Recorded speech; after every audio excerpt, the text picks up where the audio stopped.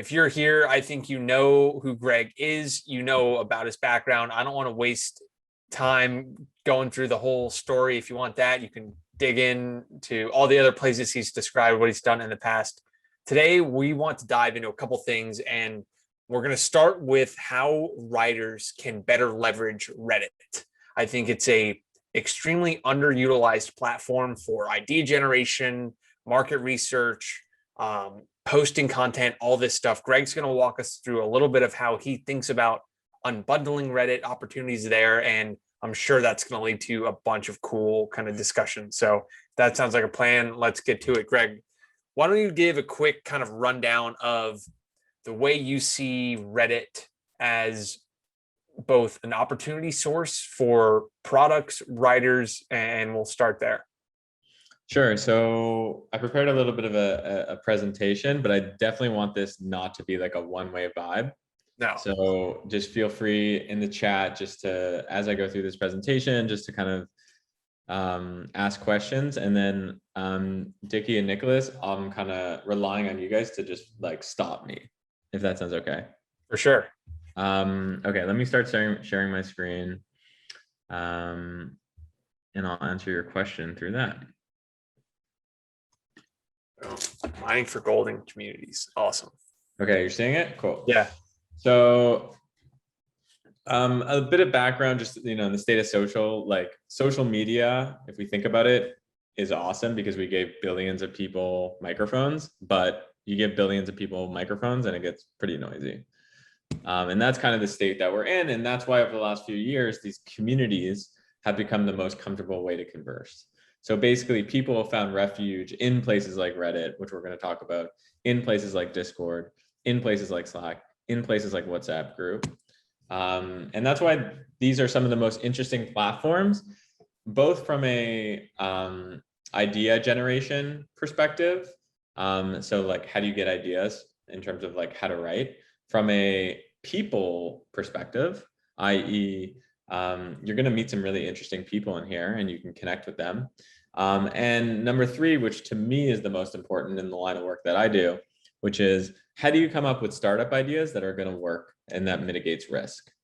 So I'm going to take you through how I think about Reddit. But before I begin, I think that there's 4 main problems with the community platforms today. And I'm only telling you this because I think that'll help you when you're, creating relationships or coming up with ideas on Reddit. The first is many people feel alone online, and that's why they're going to these platforms.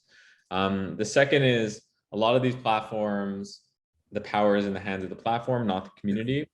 Reddit's a bit different, actually the hands in the power of the community, but in some other platforms, they're not. The other thing is there's more dead communities than alive communities. Not many people talk about this, but how many like Slack or Discord groups have you been in, or WhatsApp groups that are just like completely dead? And then most of these platforms are everything to everyone. So these are some of the big 4 problems. And that's why I think unbundling, which basically means that you're taking, the age-old example is Craigslist. Andrew Parker came up with this blog post in 2010 where he basically was like, Craigslist is everything to everyone, and what's going to happen is it's going to be unbundled. So you can take like, the apartment section and unbundle it from Craigslist and create an amazing purpose-built experience called Airbnb with amazing photos, et cetera, et cetera. And a lot of massive businesses were created on top of unbundling. What I see that's happening is unbundling of Reddit right now, unbundling of Discord. So you take a bigger platform, you can see on the right-hand side, these are a bunch of different, public Discord servers. And you can basically create spaces for those people. And those people are going to give you your gold. Those people are going to give you your writing ideas. They're going to give you your startup ideas. So without further ado, let me give you a framework for how to think about how to unbundle a Reddit community. And this applies actually to Discord in a lot of ways too. So 6 steps. First is find a subreddit. You got to start with the subreddit to actually mine it. And I have a checklist for it. as you can see, I'm very tactical. This is how I think in kind of a checklist. So the first is it needs to be growing fast. The second is it has to have a critical mass of subscribers. It can't be like 6,000 subscribers, 3,000 subscribers. I like at least 50,000 subscribers. You have to have a competitive advantage there. Now, that competitive advantage might be you're genuinely interested in like the keto diet subreddit. But you need to actually genuinely care. And I'm sure, Dickie, you must talk about this in your course, and you must genuinely care about, and correct me if I'm wrong, but you must genuinely care about what you're writing about. It's the only way to kind of write sustainably is something we say is that if you try to write about something that doesn't come naturally to you, the way our framework for it is like everything is an option. There, you can dive down something if someone's asking you, hey, I really want to know about this, that, or the other thing that you kind of have some knowledge about, but you don't have to take every option. So I like that framework of there's 1,000 subreddits that you probably could jump into and write about and add value, but only a handful that you could do where it didn't feel like work to have to jump in there. Absolutely. So I don't want you to read like the competitive advantage like bit and be like, oh my God, like I'm just starting out. Like, I don't, how am I going to compete? Like, no, like your competitive advantage could just be you show up every day and you care about it. And you're passionate about it. So now that you've found a particular subreddit, and I want you guys to think while I'm taking you through this, like come up with like something that you care about. So in your mind, you can think of what would it be a subreddit, or what would be a group, or what would be a community that you would want to be a part of. Yeah, drop it in the chat. Drop it in the chat as you go. Yeah, and we're gonna go through, if we have time, Dickie and Nicholas, we can even go through I was thinking like a live demo. Oh, that'd be sick. Okay, so we can do that. We can do that after this. So step 2 would be join, got to join it. So like make an account, don't be a lurker, make an account and become one with the community. I like that when I do this, I literally immerse myself. I think of myself as like a cultural anthropologist in this particular subreddit. So I learn their language, I learn their rituals, and I actually I put it in my calendar, like spend an hour a day, like literally spend an hour a day. So once you've done that, there's a few things I do. The first is I take notice of which posts are resonating with the community. There's always going to be certain posts that are resonating more than others. And those always take a format, a similar type of a format. Take note of that, write that down. 2, ask questions you're interested in and answer questions when you have helpful knowledge. Ask questions, like you're genuinely curious, right? So you're gonna have questions and don't be afraid to ask. And the second thing, and then you're also, don't be afraid to answer. Answering on Reddit is one of the best ways to learn how to write for a particular audience. And Dickie, I don't even know if you knew this, but Sweaty Startup, I don't know if you all know Sweaty on Twitter. Did you know about his story about?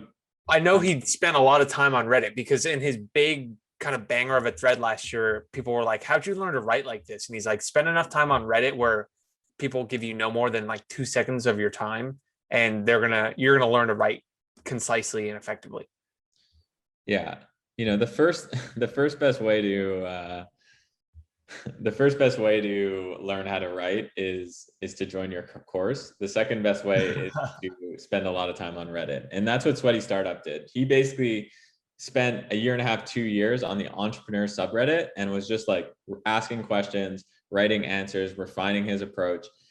And then he went on Twitter one day after spending 1.5 years of like honing his craft and wrote the most epic thread of all time. Someone maybe can find it and we'll link to it somewhere. But basically, I think he went from like, I don't know, a few hundred followers to like 70,000 or something like that overnight. I attribute it to our subreddit. So share useful links, and last but not least, and I know this might sound obvious, but you'd be surprised, people don't do this. Engage like a human being. So like, don't do like, it's like that meme, hello fellow kids or whatever, like don't do that, right? Like sound normal, be normal, smell normal, act normal, don't spam and don't push marketing links because that's going to hurt your karma. Your only job is to make genuine connections. Your only job is to learn how to write. Your only job is to learn about what matters to them. Yeah, there's a few things here. One, I think we could get more tactical another time on like what it means karma with Reddit, like actually adding value in that. But I think this is almost the right framework for writing on any social platform. Is you want to first find out what's working and what's resonating with people, right? So that's very easily searching for either if it's on Twitter, the threads that are doing well, Medium, the posts that are doing well, like understand, okay, what works around here? How can I add my own secret sauce to it? I think asking questions is just a way to get up to speed on how the rules of the game work. Because to me, it's like every subreddit is its own video game in a sense. It's all going to have different rules, players, people, status, all of that. It's like its own little virtual world. And so that's just a way to kind of get in and learn the jargon, all of that. And then the last two are just provide value, right? Yeah. So share useful links, and that goes a long way on any kind of social platform as well. That's good. Let's keep it moving. Step 3, look for themes that emerge. So I call it see what they want. Pay special attention to problems that your startup can make a real dent in. So I think about using Reddit primarily as a startup insight tool, and then secondarily as a way to like refine my craft, learning about a particular community. But the way I think about it is through this framework of like, problem, motivations, and actions. And I ask myself, or here are some questions to ask yourself, like, are people asking for recommendations? What are they? Are they complaining about something specifically? If you were trying to achieve their goals, what would make it easier? So I ask myself these questions to try to understand the motivations and the problems, so that I can create a product that I think has a high likelihood of success. I like that. This is like this is a simple market research kind of thing. But what's so cool about the subreddit is you have people just giving it to you. You don't have to search anywhere else. They're just here's what I like. Here's what my problems are. Here's what I find valuable, and what I also on the flip side, what I don't find valuable when you find posts that do nothing. This is cool. And sometimes, sometimes when you ask someone, like, let's just say you're on the street and you ask a friend or just a random person, like, hey, like, what do you think of, I want to create a product for the keto community. Like, what do you think of this? Would you use it? And they're like, yeah, like, totally. Yeah. On Reddit, like, you're getting the raw human beings, and there's no lipstick, there's no fluff. You're getting real people. So the signal is actually, people think the signal is poor. The signal is actually quite high. Ironically, because Reddit is pseudonymous, you get actual people versus having your real name on it. You get someone that's cool. That's interesting. Well, Greg, actually, this raises an interesting question for me, which is, and maybe, you can use it as both, but do you look at this as someone actually posing the question on Reddit and you're getting very direct answers, or almost more covert, and you're lurking the subreddit and you're noticing, hey, everyone keeps asking the same questions. So that is actually a stronger signal than if I were to ask the question directly and people told me, yes, I would want this. Yes, I wouldn't want this. Yeah. The first thing I do is notice and observe. And I try to basically look at what are people saying and why are they saying it. But then I think it's really important to actually like put on a bathing suit and jump in the pool or jump in the lake or whatever, and just start putting out writing questions that you think might have a high likelihood of getting responses. I think that's the goal initially, is like, you want to just do something that is going to make people react. Because that shows a few things. It shows, number one, that you're able to write in their language, which I think is really important. And you're able to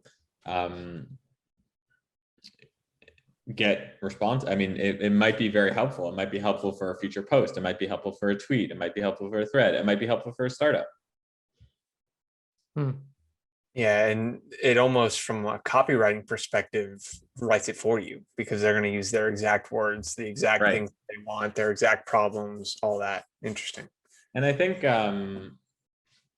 people don't take enough, or there's a huge opportunity for people just to like take notes, you know, take notes. So like set you whatever note taking tool you use, it doesn't matter. Just let you Notion, Google Docs, a piece of paper, just be like, okay, what did I learn on the subreddit this week? And just what are the 3 or 4 things that I learned? Oh, that people in the keto community use this one random product that I never would have thought. And they constantly use the word XYZ and interesting, interesting, interesting. And then, you know, next week, new piece of paper. I'll keep going. Step Yeah. 4, create a closer space for communication. So once you've gotten comfortable with the community, take your, I think of it as like take your connection from dial up to fiber by creating your own gathering place. So one of the things you could do is basically, if you're on a Reddit or a Discord, there might be an opportunity to basically bring 5, 10, 15, 20 people into a more close space so that you can have direct communication with these people. So I say here that number 2, the goal is to have more personal and direct interactions. The trick, number 4, make it feel like their own special corner in the world of the internet. That's like the goal here. You want to make it people feel like it's their home. And once you've created your new space, use the subreddit to spread the word.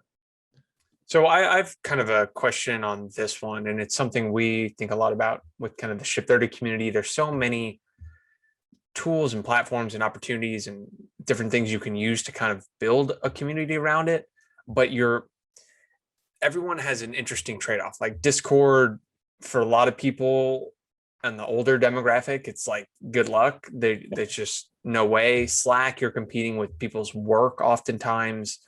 How do you go about dissociating the tool from actually getting people talking inside a community like this? Yeah. Are there anything tactical you can do I'm thinking like a ritual basis? I've seen you talk about this a little bit, but setting up times, meeting times, that kind of thing. So the first is on the platform question, which is like, okay, like which platform? There's so many, where do I go? And there's even like custom software that you can create, that you can use too. Or like white label type products. The first thing is I always try to optimize for least path of resistance. So I try to like, if it's like, for example, if I'm talking about like the Fortnite subreddit, like Discord makes a lot of sense. If I'm talking about like the keto community, it might not make a lot of sense.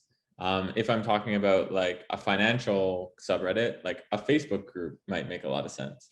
So I think like the first thing is, once you've picked your subreddit, once you picked your niche, like pick the platform with the path of least resistance. That's step 1. And then step 2, depending on that, there's a bunch of rituals that you should be creating within the platform so that you can create a daily use case or a weekly use case. So for example, like if you're using something like a Discord or a Slack, you can utilize, like the big problem that I think a lot of people make is they end up creating like 20 channels. And then what ends up happening is they have 20 people, 20 channels, and it's just like overwhelming. You don't know where to look, etc.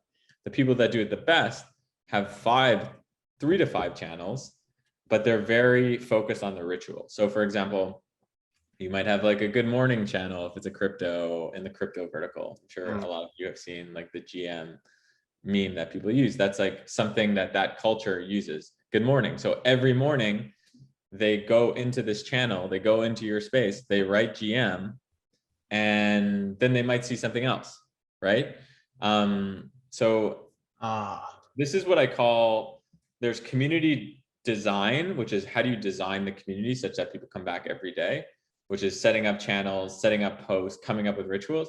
And then there's community management, which is, making sure that the conversation is healthy, et cetera, that's like the main goal. And to me, those are very two separate sort of responsibilities. I like that daily. We could do something like that with a daily writing prompt within a certain channel that people comment on. My mind's Yeah. kind of spinning on that one. I like that a lot. Where it's the GM one makes perfect sense for crypto, but yeah, I like that. Yeah, I think it's like my advice would be like find your own GM, Right. like whatever it is for your vertical, make that. And then the other thing I would say is a lot of people tend to, in the chat platforms, they'll be like, okay, let me go spend 8,000, 12,000, 20,000, 50,000 on a bot to go and make this happen. So that every day there's this like computer that basically says like, okay, it's 8 a.m. like say good morning or right. And it's like, no, like prove it out manually first. And then if it works manually, then you can support it with bots. Got it. Got it. Cool.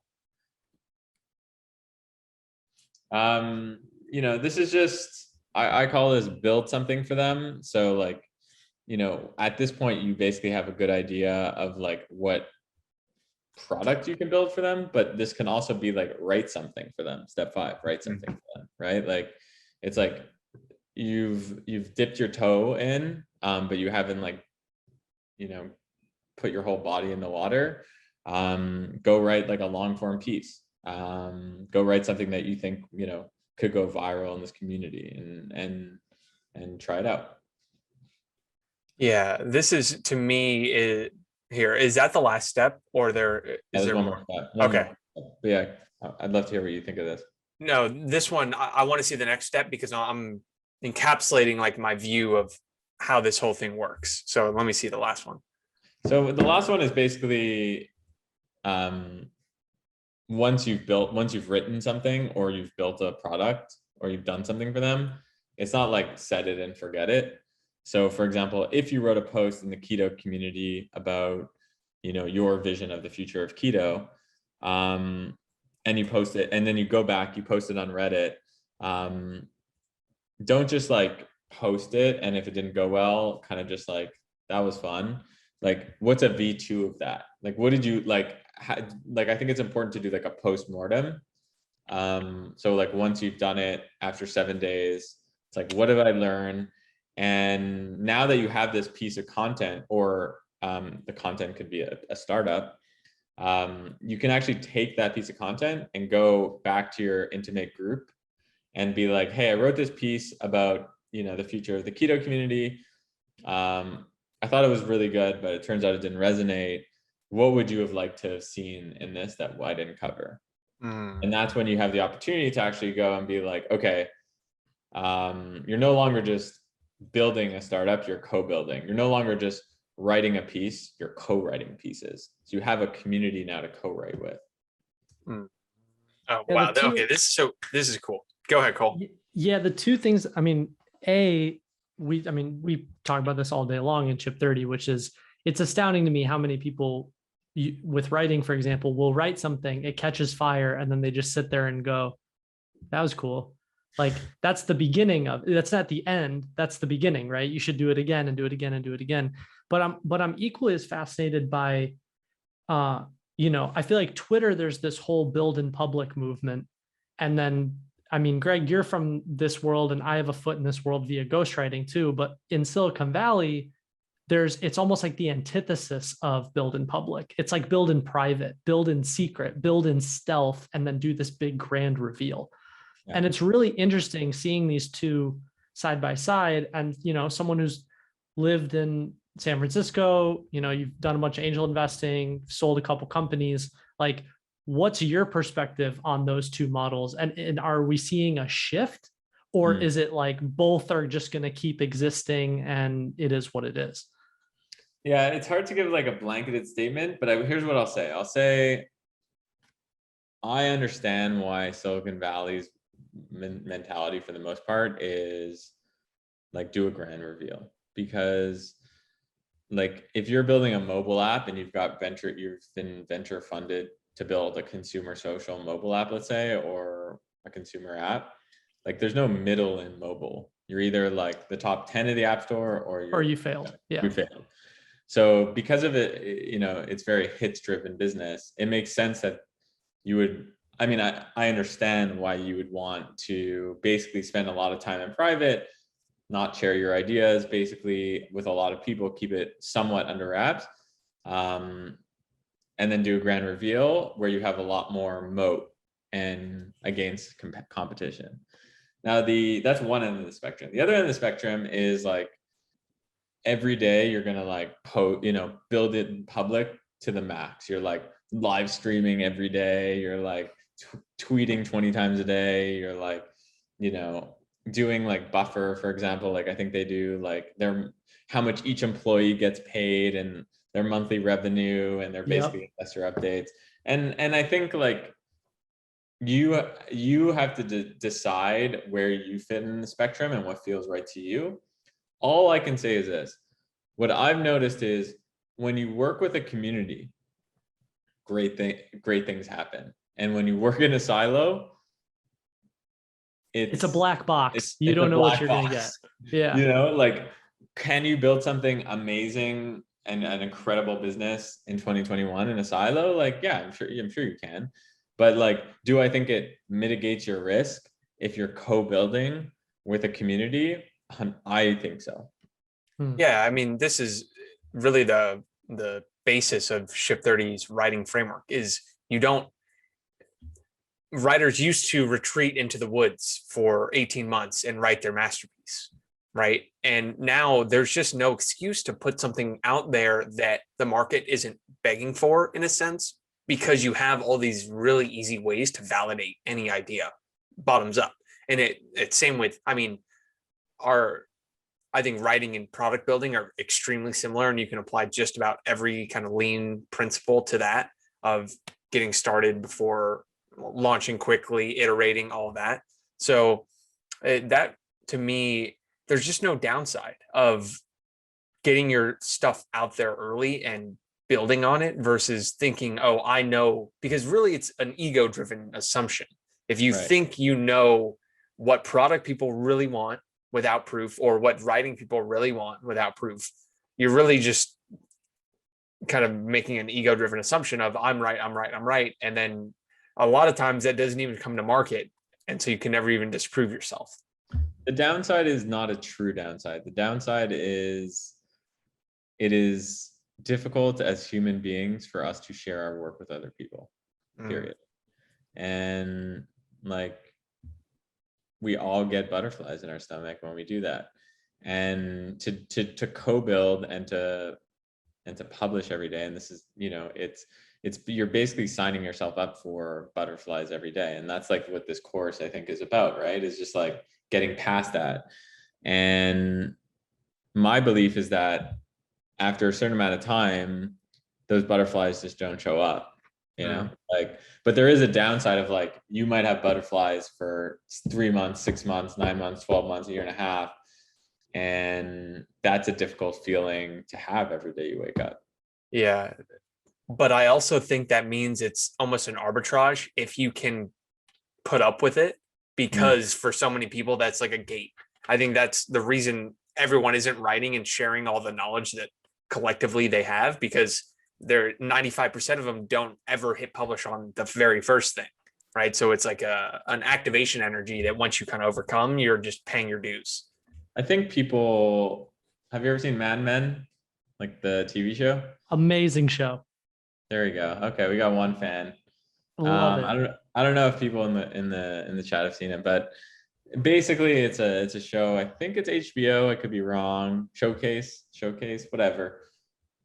I forget who bought it. It was on Netflix had the rights for a bit, but I forget. So it was on Netflix. Check it out. After this, YouTube, like Don Draper, who is like the main character, and he runs this ad agency at the height of like the advertising age on Madison Avenue. And he's like coming up with like the biggest, TV ads in the world. And it's a story about him, and he's kind of an interesting guy to watch. But the point I'm trying to make is you see these like epic pitches that he makes where he's in the room and by the way, he comes up with this amazing concept for like, I think their big client was like Lucky Strike, which was a cigarette. Oh yeah. And it's like, he's got this incredible vision. And then he gets in the room and they've got this like pitch deck where it's like an actual like, like literally like paper, right? It's like slide 1, slide 2, and it's like literally changing the paper. And it's the way he tells the story is almost like it's a Picasso painting, right? He's just like, it's so beautiful and eloquent, and you're like so charmed, and like you wait, and then you look at like the Lucky Strike people, and you're like, they're like, oh my God, it was amazing. Like, thank you so much. You've changed everything. And I think like that's what people have in their head for like publishing work, is like, I need to get to that Don Draper moment. And it's like, no, you don't. Like in 2021, like you don't get to that John Draper moment, in my opinion, by like spending 3 months XY in some place and then like coming up with a brilliant idea and then putting it out there. Example, Sweaty Startup. Right. Yeah, I would actually, I totally agree. I would just maybe tilt it a little bit and go, it's that same moment. It just doesn't appear that way. Like that moment can happen when, you know, you get one like on something or one upvote on something, and all of a sudden you write something that gets 20 upvotes, you know, or 20 likes. Oh, that's a mini Don Draper moment. It's a mini, we recognize it. And I think what we're all saying is to not downplay those moments and realize that even though it's happening through a screen or on the internet, that's a 20x difference of people going, hey, this is really interesting, and you should pay attention to that. I think this is a very perfect segue into something I'm curious to just kind of hear you talk about, Greg, is as you become, so we actually in Ship 30, we have a section on kind of crafting your bio, getting more specific, very clearly saying kind of what you talk about. And we had your bio on one of our slides, but didn't refresh it from, I think it was maybe 3 months ago, 3 or 4 months ago. It's like, Yeah, I share how to build communities or online. And then we cross-checked it, because the whole point is like you iterate over time kind of what you say, what you craft. And you changed one word and put, I share something on how to build Web3 communities. And it was just one extra word of specificity. And we kind of turned this whole thing of like, look at this is what it's all about. You add that little bit and now it's like, okay, so here's what I'm talking about. So how, as you start to share and write and do almost education in this space that is moving at light speed, how do you think about kind of striking the balance of writing about it, educating people in that space? And I'm just, because really what you've done now is you have a bunch of experience in this, but you're still operating in something that you had to dive into, right? Learn the jargon, learn the crypto, learn your subreddit is just the much larger at this point. It's kind of the crypto world. So how do you think about kind of the next maybe 6 to 12 months as you start to write about this? Well, so this one, first of all, amazing that you dissected my bio. Today I actually updated my bio. Happens again Every day. It's iterative, right? It's whatever you're doing then. Yeah. And it was just a small word where I think it says like I talk about Web3 and community-based products versus I share. And the reason I did that was because like change it from talk to share, is because I just noticed like everyone was putting like like everyone's bio was like, I share this, I share that, I tweet about this, I tweet about that. And you just have to keep like, please don't copy my bio because I'm just gonna have to change it again. But like, but the goalpost is always moving. Like refresh, you're gonna go take the word share out of my bio. It's like, yeah, man, it's just, that's what it is. It's like you always kind of have to like, that's what I love about the internet, is the internet's always moving. Just because like you sleep for 8 hours doesn't mean the internet hasn't moved for 8 hours, you know? So I think bio is a very important thing to constantly be changing. And to segue into your question a little bit, it's, you know, yes, like I've spent the last 15 years building community-based products. My business, or the business, you know, I run is, you know, we incubate, we're an agency, we invest, And we just started noticing like 50% of our client work or whatever became Web3. And I've been involved in crypto for a while, but like, had to, there's a difference between being involved from like a hobby standpoint versus like being a leader In in the it. space. Yeah. And for me, and I think a lot of people in this room might be, for me, the way I learn is through writing. And I have a process for how I come up with content and tweets and stuff like that. And 99% of it I don't share with the public, but I still write. Only 1% of it I'm actually putting it out there. Not because I'm trying to hide anything from other people, just because like, I would be, I'm one of those people where I'd be tweeting 75 times a day if I actually posted all that stuff. So to answer your question, yeah, I basically, 6-9 months ago, basically started getting more into Web3. And yeah, my thinking on it is just, how do I post, one long form post, maybe a month on my Substack at least, and be writing 2 to 4 tweets per week that are like very, that teach me something, right? Mhm. Like we're always thinking about writing, especially on Twitter and social. It's always about like pushing stuff out, right? Oh yeah, we want to push stuff out to get likes. We want to push stuff out to get retweets. We want to push stuff out to get followers. My intention with a lot of the Web3 content I write is to push stuff out. And even before I've pushed it out and pressed the publish button or the tweet button, I learned a lot about a particular subject. Like, what is that worth, right? It's like, hey, I'm really interested in like this one NFT project, like Loot, for example. There was this one NFT project a few weeks ago. I was really interested in it. So I was like, I'm going to write a post on it. And that is my way of learning on it.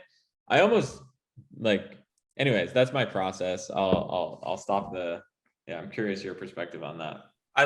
So my takeaway there is the best kind of writing and learning. Well, the best writing is almost a byproduct of learning, right? Where it's not, I'm working on all this for the end result of I'm going to write this long form post, but that long form post or those 5 tweets a week are mere byproducts of your learning system, your writing system, your curiosity, whatever it is. And I think that's a very helpful framework for people who maybe sit down at a blank page and like, got to churn something out versus turning it into, I'm going to set up other things in my life, whether it's what I listen to, what I read, what I think about, where it's almost effortless to kind of put something out that because of all the other work I'm doing. Yeah, I think that's a common thing I hear, which is like, I want to write or I want to put stuff out, but I don't have time. And my reaction to that is by you saying that, you're basically saying you don't have time to learn. And if you want to be the best person in your industry, professionally speaking, you need to spend and allocate a certain amount of your time to learning.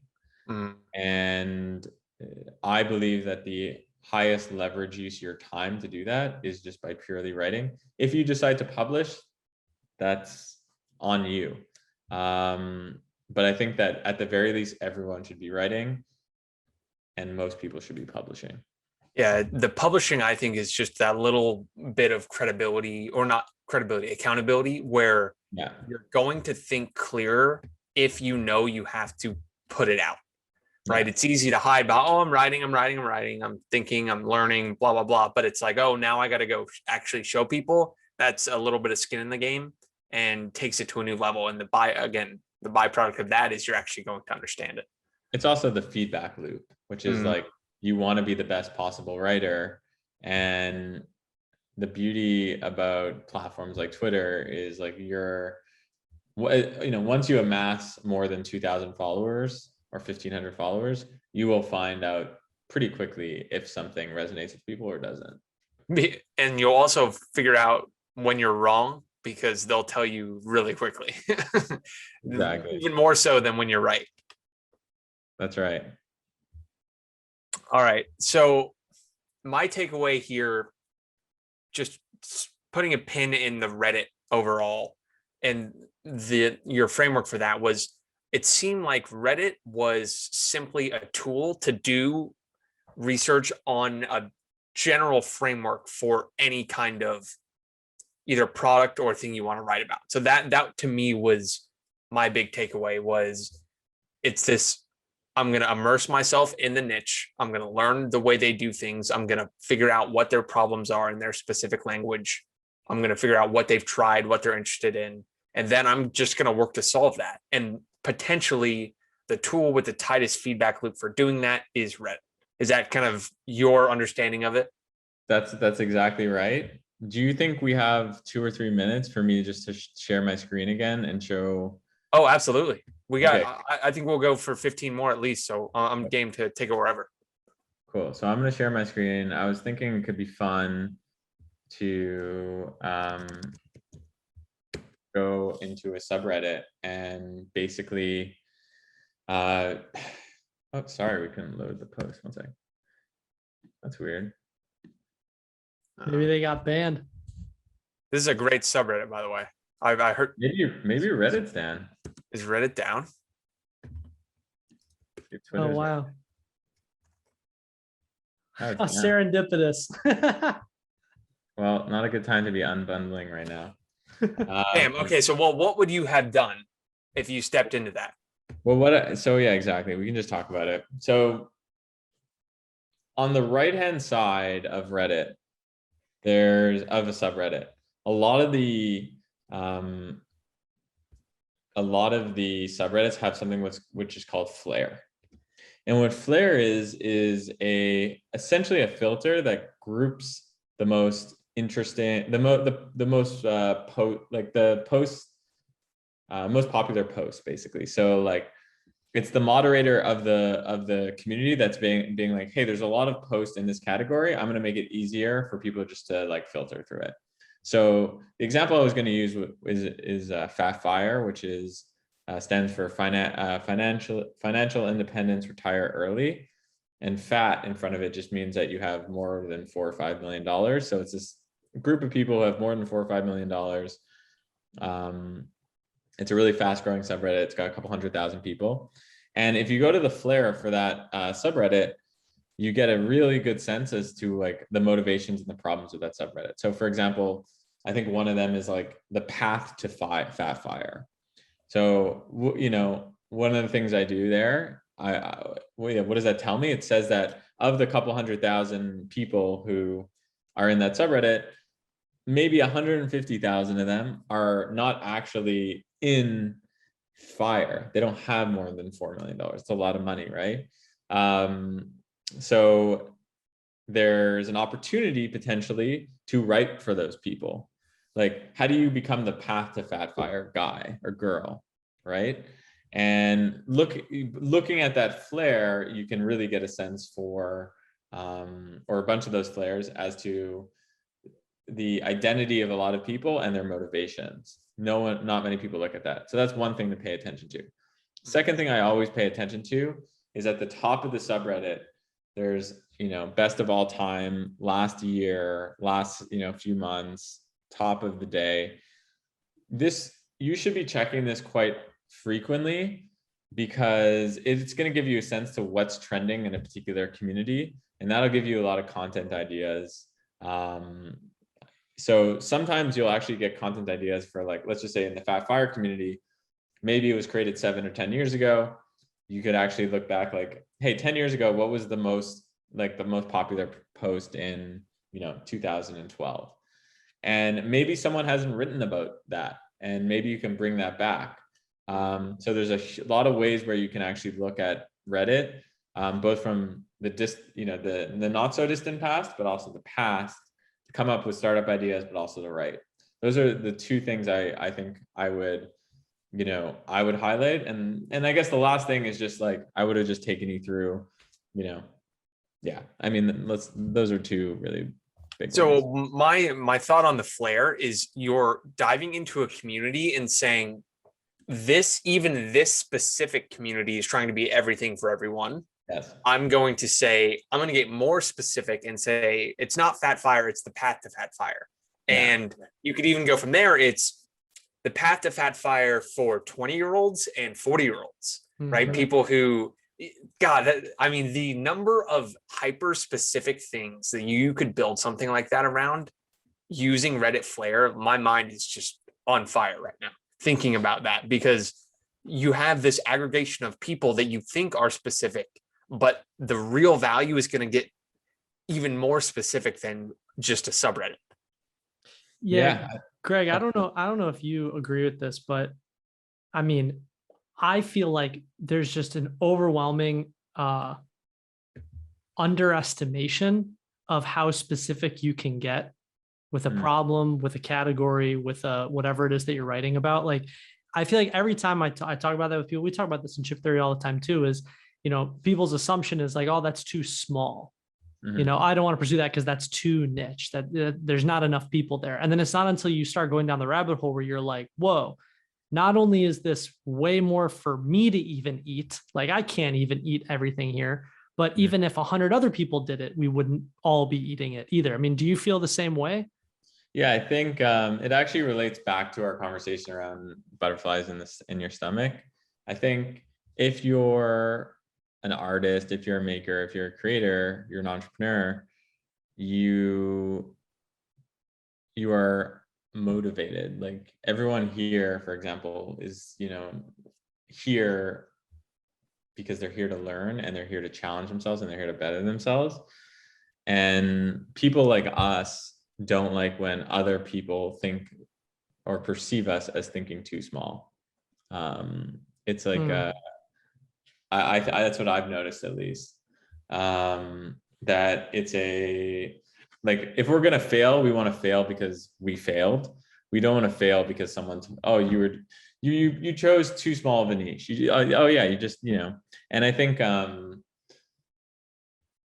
it's way easier to choose like a smaller niche and get traction and then expand from there than choose like a big thing like entrepreneurship and writing about entrepreneurship and trying to stand out. Right. So from my perspective, there's so many great examples. I mean, even look at Sweaty Startup. He's like that was a niche, but he's got like 100 and some odd thousand followers, a really great, podcast, gets tons of downloads. Like he's raised millions of dollars off Twitter. He's got a huge business off Twitter. And the category of like sweaty businesses, which are like kind of not sexy, not boring businesses, like was a very small category and niche Yep. a year and a half ago. I think ironically, it's if you think something is too niche, you're probably not being specific enough, right? Where you think it's small, but you could get even smaller, and it's only then that you actually see it unlock the value. Like I'm obsessed with this idea of someone saying Fat Fire for 45-year-olds who don't have this much money, because that's probably such a big group, and then you can solve the problems even more specifically. Uh, And that each group of people faces such radically different problems. Like if you're a 20-year-old that wants to learn about financial independence, you're starting from a completely different place and you have a completely different risk profile than someone who's 48 years old and is like, hey, I never learned this, I'd like to figure this out in my lifetime, now what do I do? So it changes the language you use, changes the problems that you answer, changes the stories you tell. Yeah. mm. It's just this connection of building principles with writing principles, whether you're solving a problem with your writing, with the product, whatever it is. All of these principles are the same. Well, my mind is spinning. I know we want to do a few minutes of questions before we run out. So if anyone has questions as we kind of finish up, I'll start with, what are you most excited about kind of writing about or sharing maybe the next 6 to 12 months, Greg, if you kind of fast forward and you think I've done a great job doing this, that, and the other thing, what comes to mind? I would say for me, I'm just, I'm obsessed with Web3 and I know it sounds like I probably, I took the red pill and then I took the blue pill and then I took the red pill again and I just took the whole bottle and just kind of like downed all this Give me 'em all. stuff. We all But, have. I do believe that it's going to fundamentally change the internet. And I do believe that community is at the core of that. So to me, what would be successful over the next 6 to 12 months is to continue sharing my learnings along the way. And just like being generous with that and not being afraid to press publish and have some velocity to do that. And that would be a successful year for me. It's just putting out great content or in Web3, something that I want to know more about just because I'm curious and see what opportunities come out of that and also just teach people about Web3. And that's why I'm launching a Web3 course about how to design NFT projects, how to design DAOs and how to design tokenized communities. Because I'm just like, my thesis is that the more people that know this, the better. And I think even building your own course on it is going to be a forcing function for you to learn, right? Correct. You're to do all these things. And that's just a great way of thinking about it. It's like, I'm going to create this course because it's going to force me to learn how to teach this whole thing, which means I got to learn it pretty damn well. Exactly. And you nailed it on the head. Like I haven't publicly said that, but that's the Reddit framework came from my Maven course where, I'd been doing this, but I didn't write it down as well as I had done. And I taught this course on maven.com in April or something. And it was how to build a community-based product. And when I actually came up with the course material, I was like, oh yeah, I gotta draw this out and I gotta put it out. And through that process, writing is one way to learn, but another way is to teach, just generally teach. So I think building a course is an incredible way to ramp up your learnings. That resonates heavily because it's almost anything you want to learn, either commit to. I think it's so many people are in that exact spot you were at, where I've done this for so many years, but I've never actually wrapped it up and put a bow on it. And so whether it's creating a course, creating a product, writing about it, it's the only way to kind of, I like to say writing is the only way to figure out how little you know and how much you know, where until you try to wrap it up and say, here's everything packaged up tightly, you don't reflect on kind of this incredible amount of specific knowledge you have. So that's cool to hear. I'm excited. I'm excited to take that when it drops as well. Do we have any questions? That's really funny. I'm reading the comments. Just shut up and take it all. I'll pay whatever it is. That's funny. I don't want money. I want ETH.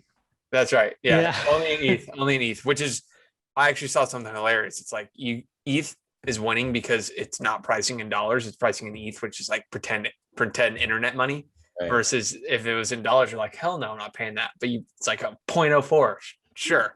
Whatever it is. So awesome. All right.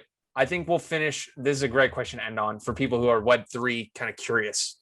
I heard you give this explanation of Web 1, Web 2, Web 3 of information plus one thing that I forgot, and then information, something, and execution. Can you just give that rundown for us? Yeah. I mean, to me, when I think about the history of the web, it's Web 1.0, Web 2.0, Web 3.0. Web 1 was, desktop era. It was Yahoo. It was desktop software. Web 2 was mobile. Web 1 is really about writing. or sorry, reading. Web 1 is about reading. Web 2 is about writing and reading. So not only could you read content on the internet, but now you can write. So things like Facebook, Instagram, YouTube were the hallmarks of that era. And now Web 3 is about execution. Read, write, and execute is what Web 3. So not only could you read and write, but now there's these smart contracts that are going to exist or are starting to exist on the internet. And that will allow transactions to happen. Like, for example, I could say, hey, if 50 people buy my course, then I'll go do my course, and it's enforced via code. And if less than 50, less than that amount of people buy it, then I don't have to do it. And there's a lot. It's just that unlocks a lot. So that's how I view sort of the history of the web and where we're at today. Read, write, and read, write, execute. Well, if I didn't need another reason to kind of have my head spinning with potential ideas, I'm really glad we got to end on that one, so I can block some more time to go through this whole thing again. So I think we'll wrap it there, because I want to save my own bandwidth to make sure I can actually dig through this whole talk. So Greg, thanks for jamming with us. I got a full page of notes here I'm excited to dig through. Where can we send the folks to learn more about anything you're writing? Twitter, Substack, all that. Yeah, you know where to find me. Twitter.